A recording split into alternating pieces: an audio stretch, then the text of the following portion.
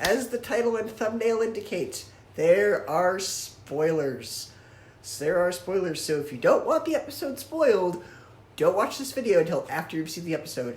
3, 2, 1, last chance to avoid spoilers, go.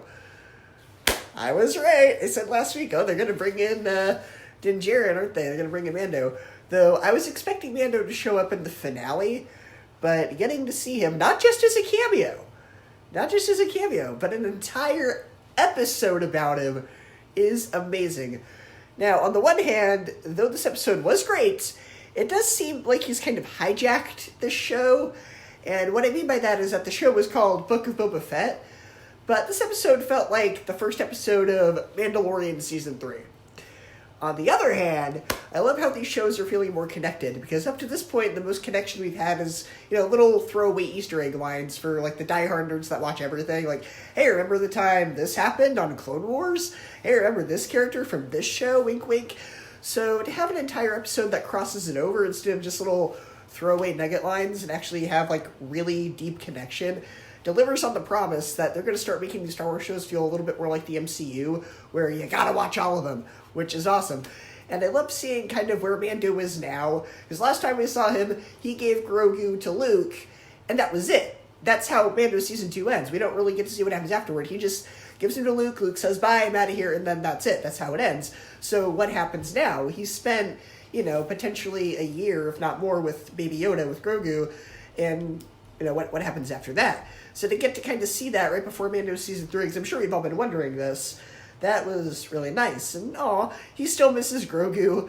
He still misses his little alien son. Also, he misses his baby, the Razor Crest, the ship. So, yeah, he had to build that really crappy ship that doesn't work very well. So, I think the logical conclusion, who thinks this show is going to end next week? Because next week's the finale. Who thinks the show is going to end with Boba giving Mando the Slave One? Because I think that would be a nice little passing of the torch.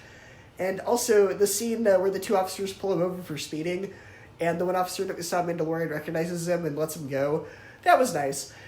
And I think, with the last line of this episode that Mando says, I need to go pick up an old friend, do you think they're bringing back Grogu?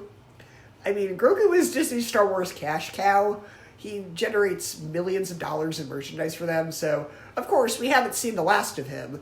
They need to sell more Grogu merch. He's their golden goose right now. So I still love this episode, even if it felt like we interrupt Book of Boba Fett to bring you a 40-minute trailer for Mando Season 3. It was still an all-around just fantastic episode. Can't wait to see what happens next week in the finale. Mando's probably going to team up with Boba. We might see Grogu. Who knows? What do you guys think is going to happen? Let me know. What did you think of this episode? Some people are kind of mixed. People are like, yeah. Some people, see, I'm of two minds with this episode, like I said. Some people were, it felt like he hijacked the show and distracted, but the other people were like, this was awesome. I'm kind of both. I thought this episode was pretty mixed. I still overall enjoyed it. Let me know what you guys thought. Do you love the connection? Do you think this kind of distracted? Let me know what you guys think.